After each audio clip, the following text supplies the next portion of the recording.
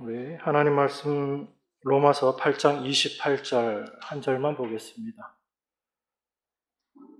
로마서 8장 28절 한 절, 우리 다 같이 한 목소리로 같이 봉독하겠습니다. 우리가 알거니와 하나님을 사랑하는 자, 곧 그 뜻대로 부르심을 입은 자들에게는 모든 것이 합력하여 선을 이루느니라.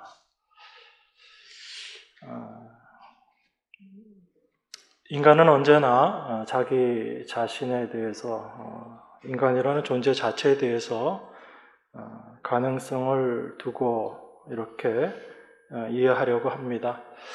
내가 아무것도 할 수 없다라고 그렇게 생각하기보다는 그래도 내가 이런 환경과 이런 상황이 되면 무언가를 할 수 있겠지라는 그런 생각을 가지고 살아가려고 합니다.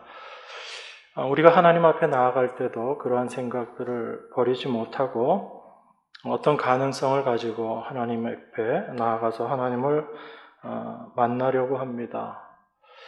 근데 우리가 하나님을 어디에서 만나야지 되는가? 성경은 늘 우리에게 십자가 앞에서 우리가 하나님을 만나게 됨을 이야기하고 있습니다.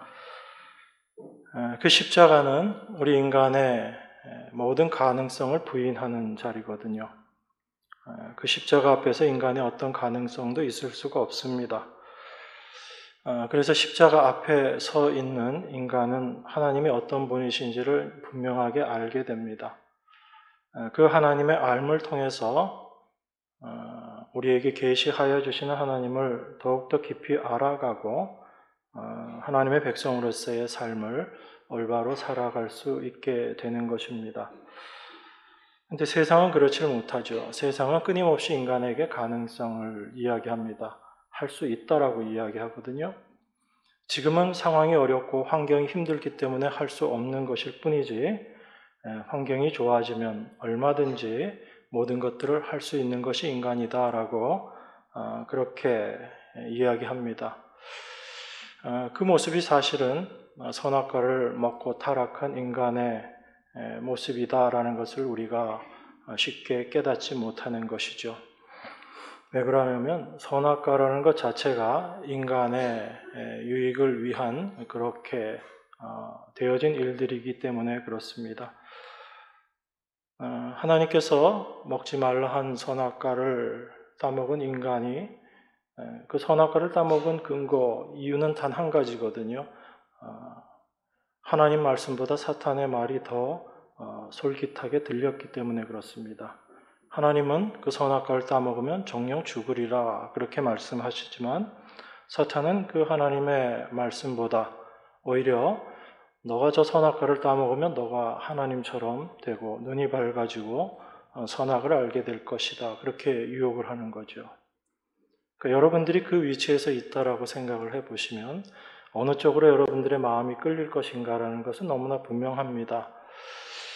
왜 아담과 하와가 선악과를 따먹어서 우리로 하여금 이 고생을 하게 만드는가? 여러분들 그렇게 생각할 수 있지만 여러분들도 여전히 똑같은 모습으로 지금 현재 생활하고 있다는 것을 우리가 놓치면 안 됩니다.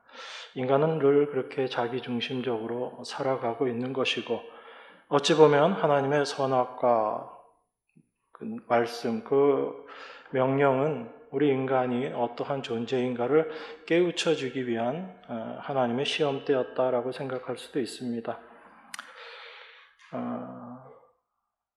그렇게 인간의 가능성을 두고 성경을 바라보게 되면 성경의 구절들이 좀 오해되어서 이해되어지기도 합니다. 우리가 오늘 본문 28절 말씀을 읽었지만 26절에 보면 여러분들이 잘 아시는 말씀이 있죠. 이와 같이 성령도 우리 연약함을 도우시나니 우리가 마땅히 빌 바를 알지 못하나 오직 성령이 말할 수 없는 탄식으로 우리를 위하여 친히 간구하시느니라 이렇게 이야기합니다. 성령이 우리를 위해서 간구하신다라고 이야기하잖아요. 그죠? 그러면서 간구하는 이유가 어떤 것인가 하면 성령이 바로 인간의 연약함, 우리 연약함을 도우신다라고 그렇게 이야기합니다.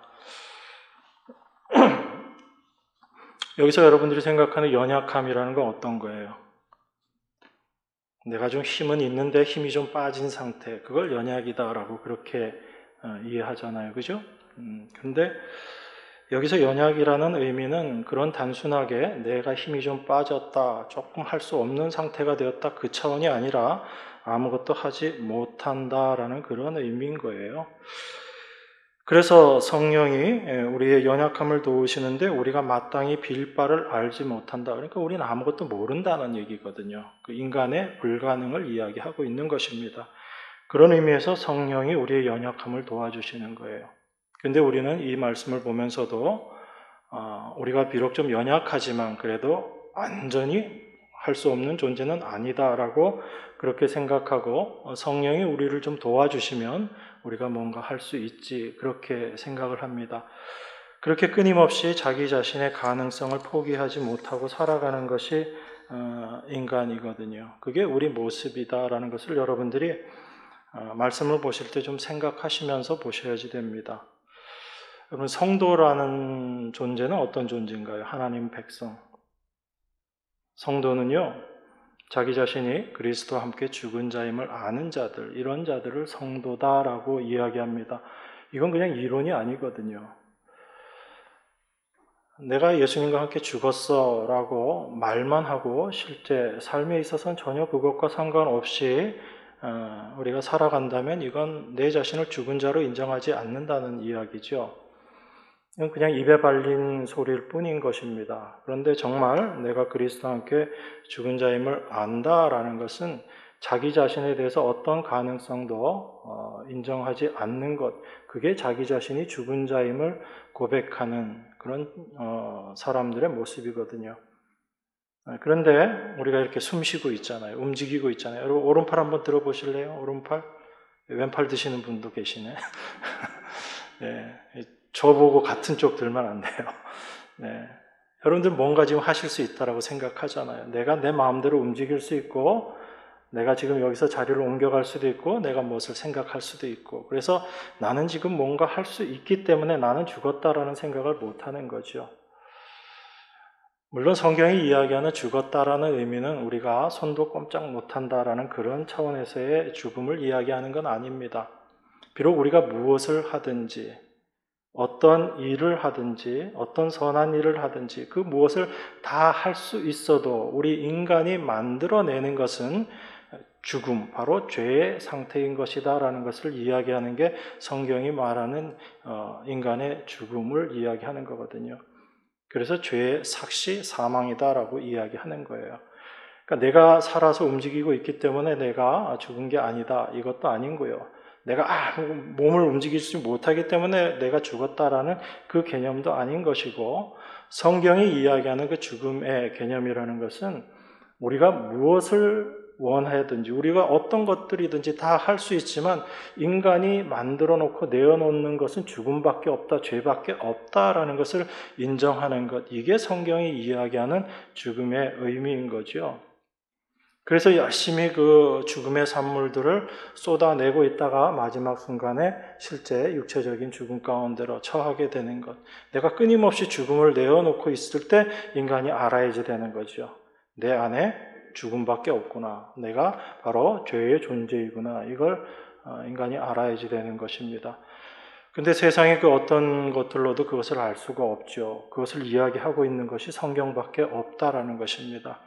그래서 하나님께서 우리에게 이 성경 말씀을 통해서 하나님이 어떤 분이신지, 우리 인간이 어떤 존재인지를 말씀하고 계시는 거예요. 그렇기 때문에 성경을 통하지 않고서는 인간이 어떤 존재인지도 알 수 없습니다. 인간이 어떤 존재인지를 알지 못하면 예수님도 몰라요. 예수님이 왜 이 땅에 오셨는지 모릅니다. 그냥 십자가를 지고 우리의 죄를 사하여 주셨다라는 것까지는 아는데 정말 그 예수님이 나에게 어떤 의미가 있는지에 대해서는 모르는 거죠. 그리고 그 예수님을 모르기 때문에 누구도 모르게 될까요? 하나님도 모르는 거예요. 그러니까 많은 교회들이 하나님을 이야기하고 하나님을 안다라고 이야기하면서도 실제로는 성경이 이야기하는 것과 다른 하나님을 이야기할 수도 있다라는 걸 여러분들은 늘 생각하셔야지 됩니다. 이게 남 이야기할 게 아니고 내 자신도 그렇다라는 걸 인정하셔야지 돼요. 하나님께서 이 말씀을 통해서 우리에게 이야기해 주신 것에서 벗어난 우리의 생각들은 절대로 옳은 것이 될 수 없다라는 것을 여러분들이 인정하셔야지 됩니다. 제가 왜 이렇게 서론을 길게 하는가 하면 오늘 본문이 사실은 여러 면에서 좀 오해되어질 수 있기 때문에 그렇습니다. 우리 그리스도인들이 제일 좋아하는 성경 구절 중에 하나잖아요. 다시 한번 즐거운 마음으로 한번 읽어볼까요? 8장 28절. 우리가 알거니와 하나님의 사랑하는 자 곧 그 뜻대로 부르심을 입은 자들에게는 모든 것이 합력하여 선을 이루느니라. 참 좋은 말씀이잖아요. 그죠? 이 좋은 말씀인데 이 좋은 말씀의 의미를 우리가 올바로 알고 있지 못하면 얼마나 안타깝겠어요. 하나님께서 우리에게 귀한 말씀을 주셨는데 하나님이 최종적으로 완성하시는 것이 어떤 것이냐면 모든 것이 합력하여 선을 이루시겠다라고 이야기하는 겁니다. 그죠? 그러면 하나님께서 이루시겠다고 하는 그 선이 무엇인지를 우리가 알아야죠. 그래야지 하나님께서 일하고 계시는구나라는 것을 우리가 올바로 아는 거지 않습니까? 근데 여러분들이 생각하는 선은 어떤 게 선이에요? 여러분들 선 그러면 머릿속에 떠오르는 게 있잖아요. 생각이 있잖아요. 여러분들이 생각하고 있는 선이 분명히 있을 거예요. 그런데 그 선이 정말 성경이 이야기하고 있는 그 의미하고 같은지 우리가 그걸 좀 생각을 해봐야지 되는 거죠. 하나님께서 아까 제가 처음 말씀드렸지만 선악과 따먹지 말라고 말씀하셨어요. 그런데 사탄이 인간에게 유혹할 때 했던 이야기가 뭐냐면 너가 저 선악과 따먹으면 선악을 알게 될 거야. 하나님처럼 되어서 선악을 알게 될 거야 라고 그렇게 이야기한 겁니다. 자, 이렇게 인간이 선악과 따먹고 나서 알게 된 게 뭐냐면 무엇이 선이고 무엇이 악인가라는 그거예요. 그러면 선악과 따먹기 전에 인간은 어떤 게 선이고 어떤 게 악이었을까요? 자기 스스로 선악을 판단하지 않는 위치였던 거죠. 선악과를 따먹고 나서 인간이 선악을 판단했기 때문에. 그러면 선악과를 따먹기 전에 인간은 뭘 선이라고 생각했냐면 하나님이 선하다라고 이야기하는 걸 선으로 알았을 거예요. 하나님이 악하다라고 이야기한 걸 악으로 이해했을 것이고. 그런데 선악과를 따먹고 나서 인간이 스스로 판단한 거죠.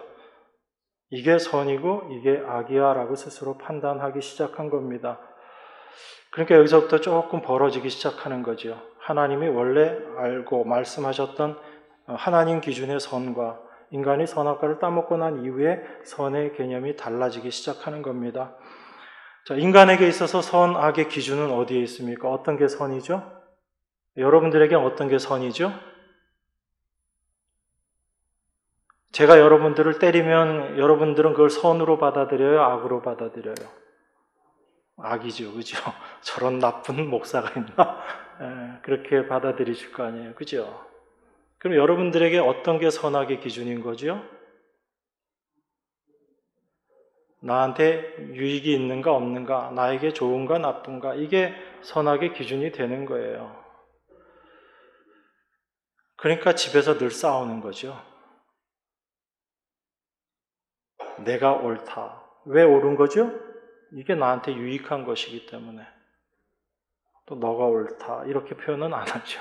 너가 잘못됐다. 이렇게 이야기하는 겁니다. 선악을 나누는 기준이 자기 중심이 되어버린 거예요. 자기 자신이 중심이 돼서 나한테 유익한 것, 나에게 유리한 것, 이건 선인 겁니다. 그런데 나에게 불리하면 세상 누가 뭐라고 이야기해도 싫은 거예요. 선이라고 인정 못하는 겁니다. 근데 이 선이라는 모습이 조금 고차원적으로 이렇게 발전을 해요. 그게 뭐냐면 윤리 도덕적인 선이라는 겁니다. 그래서 사람들이 그 선을 추구하면서 살아가요. 그래서 그거를 세상도 일반적으로 인정합니다. 그 선을. 그런 것들을 우리가 공통선이다라고 이야기해서 윤리나 도덕에서 추구하고 있는 선인 거예요. 그런데 과연 그게 하나님께서 말씀하시는 선과 합치되는가 하면 그렇지도 않은 거예요. 윤리 도덕에서 말하는 선이라는 것조차도 사실은 인간의 이기적인 모습에서 나온 것일 뿐이거든요. 우리 개인 관계에서 나에게 유리한 것을 선이다, 유익한 것을 선이다라고 그렇게 판단하는 주체의 범위가 좀 넓어지는 것 뿐이에요. 개인에서 인류라는 그런 범위로 넓어지는 것 뿐이지만 결국은 어떤 것이냐면 인간을 유익하게 하는 것이라는 그런 의미에서의 선인 거죠. 그러니까 그 선은 하나님께서 말씀하시는 선과는 다르다라는 것을 우리가 좀 이해를 해야지 됩니다. 그런 의미에서 오늘 하나님께서 모든 것을 합력하여 선을 이루신다라고 이야기할 때 과연 하나님께서 이루어내시고 완성시켜내시는 선이 어떤 것인가 우리가 그걸 좀 분명히 알아야지 되는 거죠. 분명히 선을 이루시는 분은 하나님이 맞습니다. 하나님이 분명히 맞는데 문제는 우리가 그 하나님이 이루시는 그 선이 우리가 원하고 있고 우리가 알고 있는 그 선과 일치되는지 그게 더 문제다라는 것을 제가 말씀드립니다. 그래서 우리가 생각하는 그 부분들을 조금 점검해 볼 필요가 있는 거죠. 우리 말씀 한 군데 찾아보겠습니다. 사무엘하 16장 12절 한번 보겠습니다. 사무엘하 16장 12절입니다. 제가 봉독하겠습니다. 혹시 여호와께서 나의 원통함을 감찰하시리니 오늘날 그 저주 까닭에 선으로 내게 갚아 주시리라 하고, 다윗이 아들 압살롬에게 쫓겨나고 도망가고 있을 때 상황입니다. 16장 내용에 보면 두 사람이 나오는데 한 사람은 시바라는 무비보셋의 사환이 나와서 다윗을 환대해 주는 내용이 나오고 그 이어서 나오는 내용이 사울의 친족 시므이라는 그 자가 다윗과 다윗의 신하들을 향해서 저주하면서 돌 던지는 그 내용이 나옵니다. 그 시므이가 한 행동에 대해서 다윗이 이야기한 게 방금 읽은 말씀 16장 12절인데요. 그 시므이가 돌을 던지고 저주하니까 다윗의 신하 아비새가 이야기하죠. 저 녀석 머리를 내가 다 베어버리겠습니다. 그렇게 이야기하니까 다윗이 이렇게 이야기합니다. 시므이가 나를 지금 저주하는 거 그거 여호와께서 명령하신 것이다 라고 그렇게 이야기해요. 그러면서 저로 저주하게 그냥 내버려 둬라 라고 그렇게 이야기합니다. 아들한테 쫓겨서 도망가고 있는 것도 서러운데 사울의 친족이 돌 던지면서 저주하는 그 상황 속에서 다윗의 마음이 참 많이 상했을 것 같은데 다윗이 이렇게 이야기하는 거예요. 여호와께서 명령하신 거니까 저로 그냥 저주하게 내버려 둬라 그렇게 이야기하고, 그리고 나서 혹시 여호와께서 나의 원통함을 감찰하시리니 오늘날 그 저주 까닭에 선으로 내게 갚아주시리라 이렇게 이야기합니다. 이게 다윗이 이해했던 선에 대한 개념이거든요.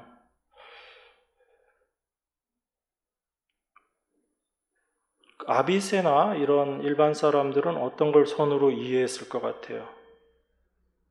그냥 다윗을 저주하는 거, 그 저주하는 저자의 목을 따버리는 거, 그걸 아마 선으로 생각했을 겁니다.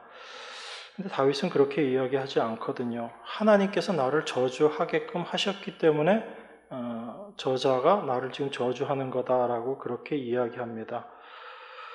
그러면서 혹시 여호와께서 나의 원통함을 감찰하신다면, 돌아보신다면 하나님께서 그 저주 까닭에 내게 선으로 갚아주실 것이다.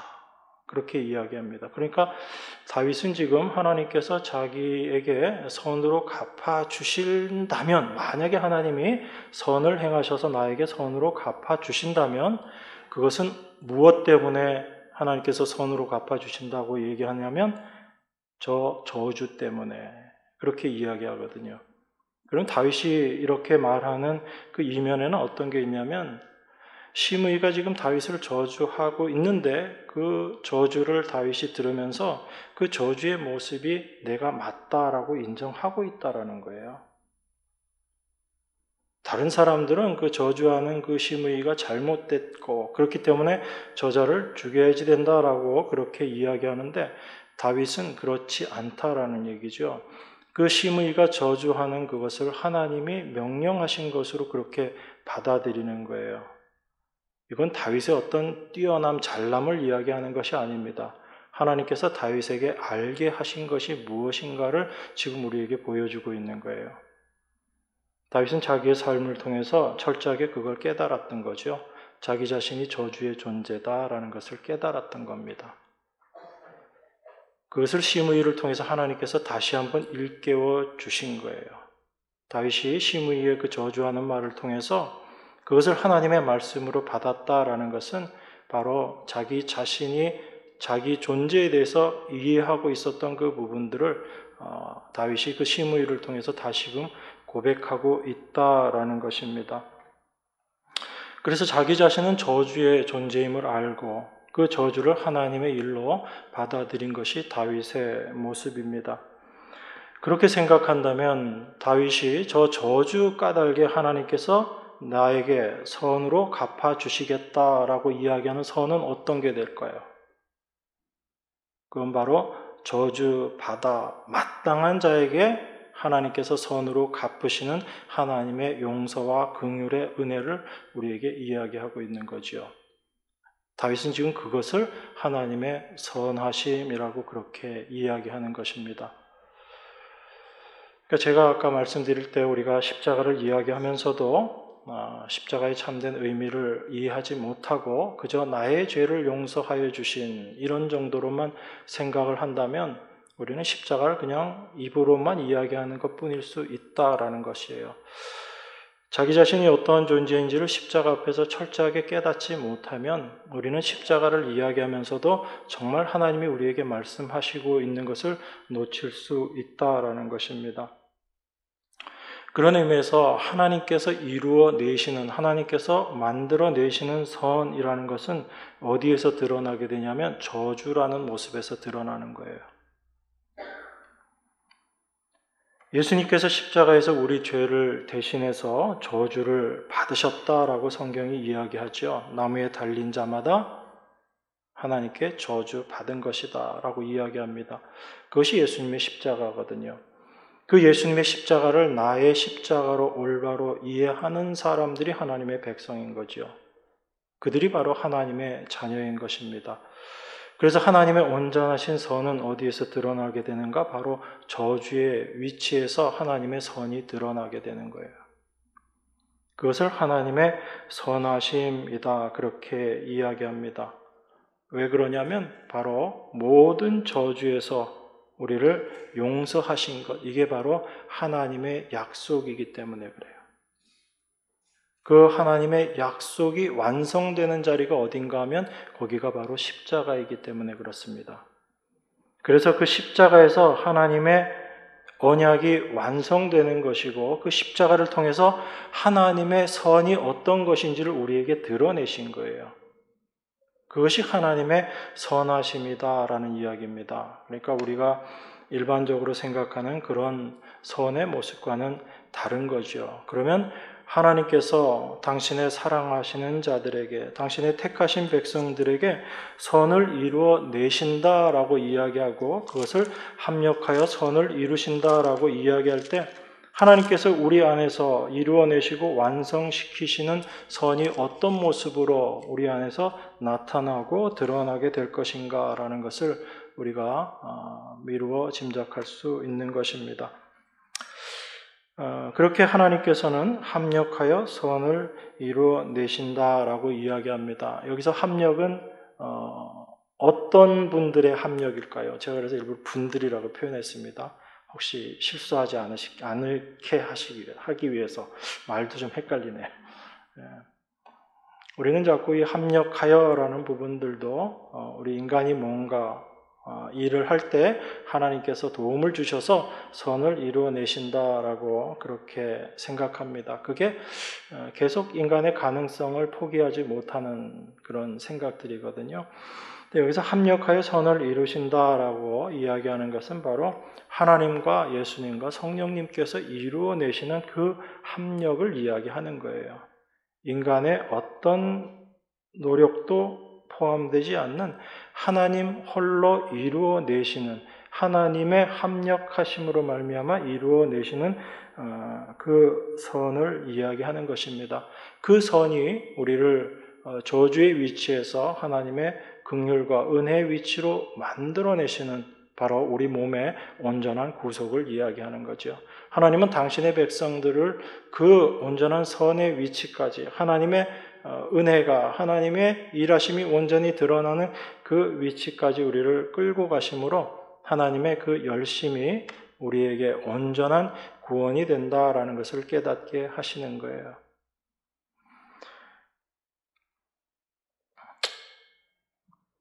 그래서 하나님께서 이루어내시는 이 온전한 선, 우리의 온전한 구속, 이것이 바로 성부 하나님과 성자 예수님, 성자 하나님, 또 성령 하나님 이 세 분의 일하심으로 그게 완성되는 겁니다. 그런데 이 세 분의 일하심은 어떤 모습으로 이루어지냐면 이 세 분이 서로 이렇게 이 파트, 이 파트, 이 파트 이렇게 나눠서 하는 것이 아니라 하나님의 뜻이라는 것을 온전히 완성시켜 간다라는 그런 의미에서 이 세 분의 합력을 이야기합니다. 그래서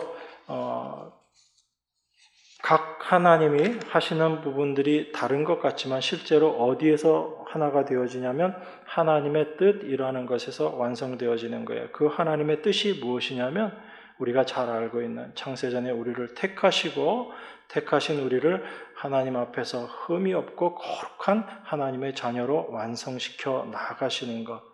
하나님께서 그 일을 하시는 거죠. 그 완성의 모습, 그것을 성경이 선이다라고 그렇게 이야기합니다.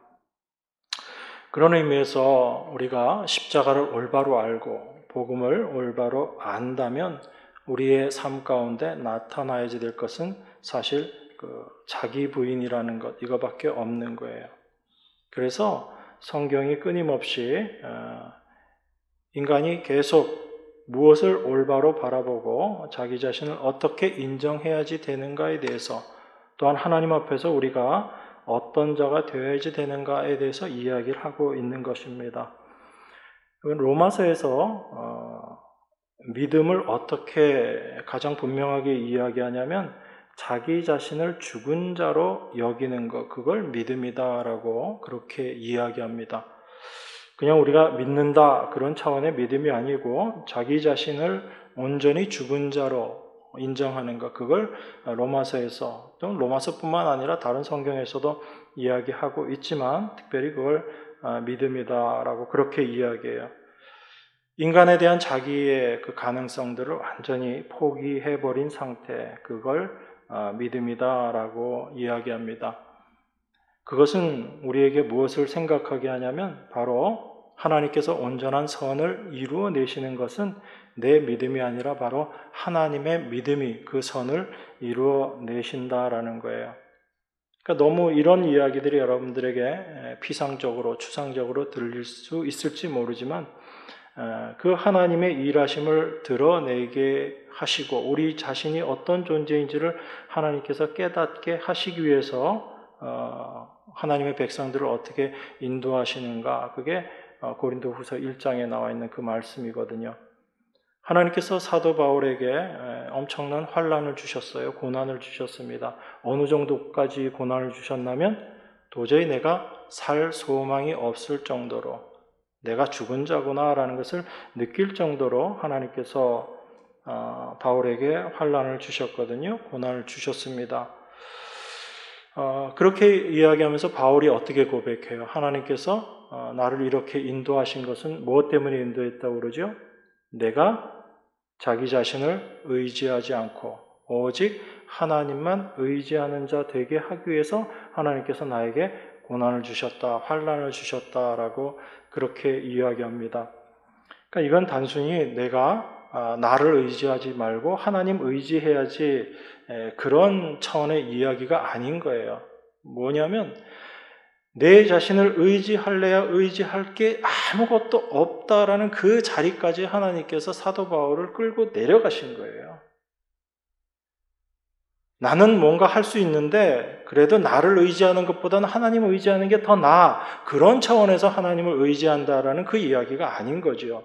사도 바울이 어느 정도 위치까지 자기가 끌려갔다가 도달했다라고 이야기하냐면 내가 이제 도무지 살 소망이 끊어질 정도로 죽음의 자리까지 갔다는 얘기죠.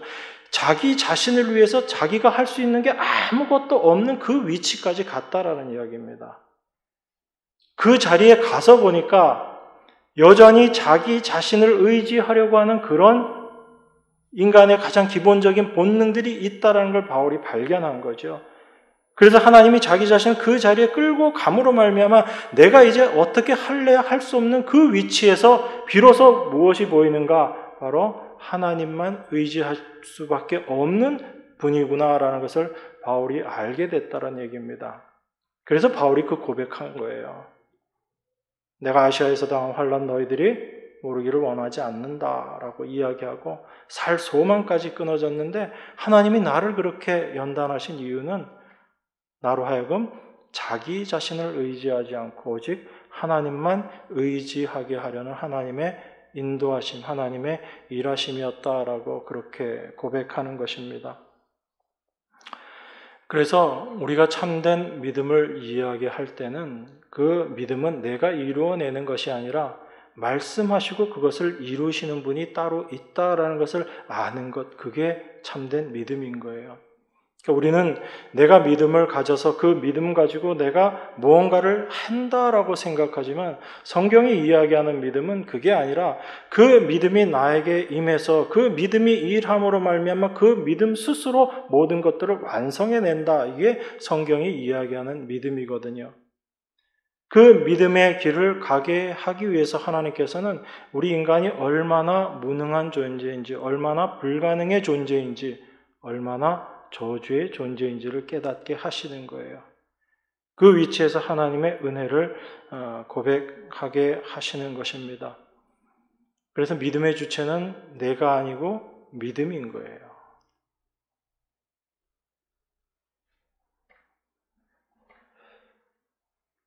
내가 믿음을 가지고 일을 하는 것이 아니라 믿음이 내 안에 들어오셔서 나를 도구 삼아 일하시는 것, 이게 성경이 이야기하는 믿음이거든요. 그렇게 우리가 알게 될 때 믿음의 주체가 내가 아니라 바로 주님이시구나라는 것을 우리가 고백하게 되고 그 고백 가운데 여러분들은 짐을 내려놓게 되는 거예요. 그런데 여전히 내가 믿음의 주체다라고 생각할 때는 수고하고 무거운 짐 더 짊어지고 신앙생활을 하게 됩니다. 그런데 성경은 그렇게 얘기하지 않거든요. 예수님 말씀하셨잖아요. 수고하고 무거운 짐진 자들아 다 내게로 와라. 내가 너희를 쉬게 하겠다. 누가 일하시겠다는 거죠? 주님이 일하시겠다는 얘기입니다. 그것을 믿는 자들이 하나님의 백성인 거예요. 그러니까 믿음은 그냥 추상적인 이론이 아닌 거죠. 내 안에 실제로 경험되어지는 부분들이고 나의 날마다의 삶일 수밖에 없다라는 것입니다. 여러분, 부활을 다 믿으시죠? 부활이라는 건 내가 죽어도 다시 산다라는 거잖아요. 그죠? 그러면 여러분들이 그 부활을 믿는 게 자기 확신이에요? 아니면 믿음이에요? 믿음이라고 이야기하시잖아요. 그죠? 그러면 내가 죽어도 다시 산다라는 것, 이게 자기 확신이 아니라 믿음이다라고 이야기한다면 그 믿음은 이런 거죠. 예수님께서 죽었다가 다시 사셨다라는 것, 그걸 내가 알기 때문에 예수님이 그 다시 사신 것을 내가 믿기 때문에 내가 비록 죽더라도 나도 다시 살 것을 믿는다라는 게 얘기가 되는 거죠. 그걸 우리가 믿음이다라고 이야기하는 거예요. 그러니까 내가 확신을 가지고 난 죽어도 분명히 살 거야. 난 예수 믿으니까 난 죽어도 부활할 거야, 살 거야. 이 개념이 아니라 예수님이 죽으시고 십자가에 달려 죽으시고 사흘 만에 부활하셔서 그것을 우리들에게 믿게 해 주심으로 말미암아 우리가 그것을 믿음으로 말미암아 그 죽으시고 부활하신 예수님을 믿는 믿음이 내 안에 들어왔을 때 우리가 고백할 수 있는 것이 나도 살게 되는, 나도 부활합니다. 그리고 내가 지금 부활의 삶을 살아가고 있습니다. 이것을 고백하게 되는 거죠. 그래서 모든 믿음의 주체, 이것은 바로 하나님, 믿음 자체다라는 것을 여러분들이 늘 생각하셔야지 돼요. 여러분들이 잘 아시는 말씀이 있잖아요. 우리 마태복음 한 군데 더 찾아볼까요? 마태복음 26장 33절에서 35절입니다. 같이 한번 한 목소리로 봉독하겠습니다. 마태복음 26장 33절에서 35절입니다. 베드로가 대답하여 가로되 다 주를 버릴지라도 나는 언제든지 버리지 않겠나이다. 예수께서 가라사대 내가 진실로 내게 이르노니 오늘 밤 닭 울기 전에 내가 3번 나를 부인하리라. 베드로가 가로되 내가 주와 함께 죽을지언정 주를 부인하지 않겠나이다 하고 모든 제자도 이와 같이 말하니라. 여러분 이 말씀을 보면서 어떤 게 보이세요? 베드로가 예수님께 다 주를 버릴지라도 나는 절대 버리지 않겠습니다. 그렇게 이야기합니다. 근데 예수님은 아니야, 너가 나를 닭 울기 전에 3번 부인할 거야. 그렇게 이야기합니다. 그랬더니 베드로가 한술 더 뜨죠. 내가 주와 함께 죽을지언정 주를 부인하지 않겠습니다. 근데 베드로만 그런 게 아니죠. 이어 보니까 모든 제자도 이와 같이 말하니라. 이것이 제자들의 진심이고의 여부를 떠나서 지금 제자들은 자기 자신에 대한 가능성을 인정하고 있는 거죠. 나는 이렇게 할 수 있다라는 것입니다. 더군다나 우리의 스승, 참된 스승인 예수님, 그 예수님을 이야기하면서 난 절대로 예수님 버리지 않겠습니다. 자긴 버리지 않을 수 있는 존재다라고 생각한 거죠. 이게 인간의 모습인 거예요. 이게 모든 인간의 안에 잠재되어 있는 자기 자신을 인정하고 있는 모습이거든요. 그런데 예수님은 그런 베드로의 가능성을 완전히 부인해 버리잖아요. 베드로가 아무리 자기 자신을 할 수 있다라고 그렇게 고집을 부려도 예수님은 그걸 바로 부인해 버립니다. 부정해 버려요. 우리가 이 베드로와 동일한 그런 고집을 부리면서 신앙생활을 하는 것이 아닌가 좀 생각해 봐야지 되는 거죠. 예수님은 너 못해, 넌 나 부인할 거야 라고 이야기하는데 우리는 아니에요. 어떻게 제가 예수님을 부인하겠습니까? 내가 죽을지언정 절대로 그렇게까지는 못합니다. 내가 예수님을 몰랐을 때는 그럴 수 있었겠지만 이제 내가 성령도 경험하고 예수님도 아는데 내가 어떻게 예수님을 부인하겠습니까? 우리가 그렇게 말하죠. 그게 여전히 자기 자신을 의지하고 있는 모습인 거예요. 굉장히 신앙적인 것 같잖아요. 난 내 목에 칼이 들어와도 절대로 내 신앙 지키겠습니다. 이게 대단한 신앙인 것 같은데 그게 아니라는 겁니다. 우리가 신앙 지킬 수 있고 믿음의 길을 갈 수 있는 건요. 하나님이 우리와 함께 하시기 때문에 그래요. 그 하나님이 우리를 인도하고 계시기 때문에 그렇습니다. 그런데 나를 붙잡고 계시고 나를 인도하고 계시는 하나님을 올바로 바라보지 못하기 때문에 우리는 내가라는 이 생각에 잡혀서 살아가는 거예요. 예수님은 그거 아니다라고 우리에게 지금 말씀하고 계시는 것입니다. 그래서 믿음이다라는 건요, 모든 것들을 주님께서 하신다, 이것을 믿는 것, 이게 참된 믿음의 자리예요.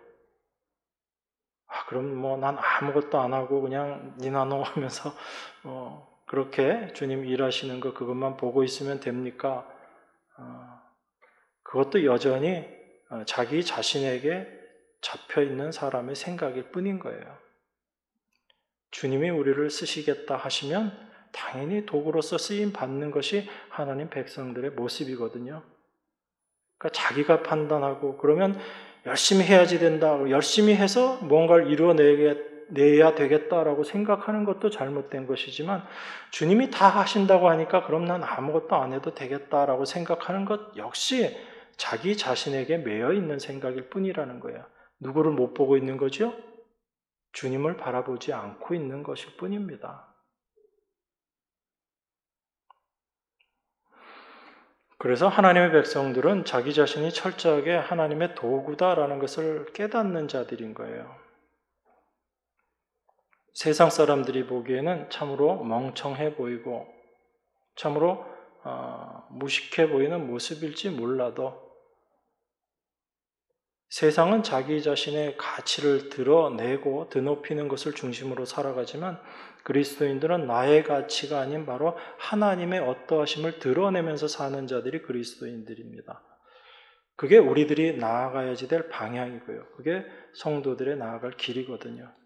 그러면 나를 통해서 하나님이 드러나는 것, 이게 하나님께서 우리에게 요구하시는 거죠. 근데 우린 자꾸 그 하나님이 드러나기보다는 내가 드러나기를 원하고 그 길로 가려고 하는 것이 우리들의 모습인 것입니다.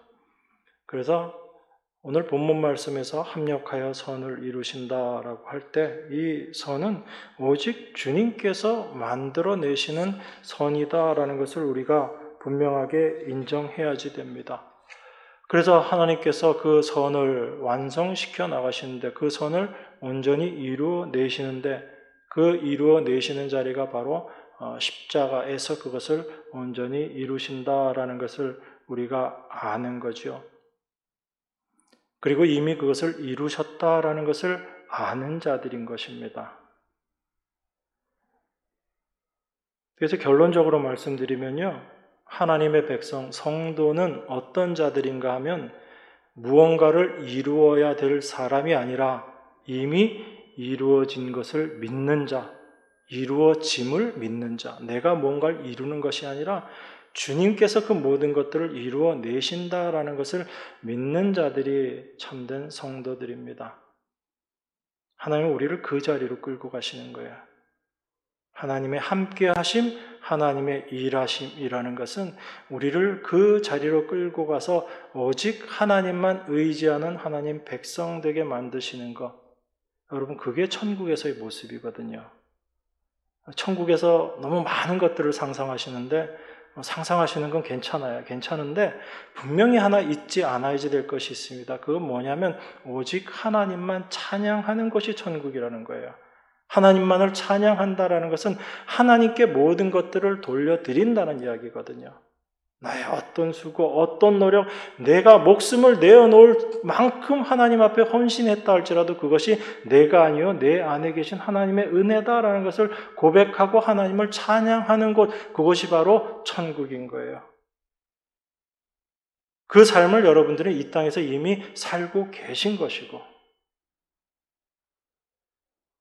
하나님은 우리를 그 자리로 인도하고 계신다라는 것을 여러분들이 늘 생각하시고 그 하나님의 일하심, 하나님의 함께하심을 늘 소망하고 하나님께서 완성시켜 놓으신 그 사실 안에 우리가 늘 거하게 되는 그것만을 소망하면서 기도하는 여러분들의 삶이 되어야 될 줄 믿습니다. 그 은혜 가운데 거하게 될 때 모든 것들을 다 이루셨다라고 말씀하시는 예수님의 그 말씀이 여러분 안에 실제가 되고 그 안에서 참된 평안과 자유를 누리게 되실 줄 믿습니다. 이 은혜가 여러분 삶 가운데 늘 함께 하시기를 바랍니다. 기도하겠습니다. 하나님 아버지 감사합니다. 하나님께서 어떻게 일하시는지를 잠시 묵상했습니다. 우리의 생각들, 우리의 계획들, 우리의 가능성들 다 십자가 앞에서 어떠한 것들인지를 깨닫고 내려놓게 하심을 감사드립니다. 우리가 의지하던 것들 다 내려놓고 오직 주님만 바라보게 되는 참된 하나님의 백성의 모습으로 저희들 인도하여 주시는 줄 믿습니다.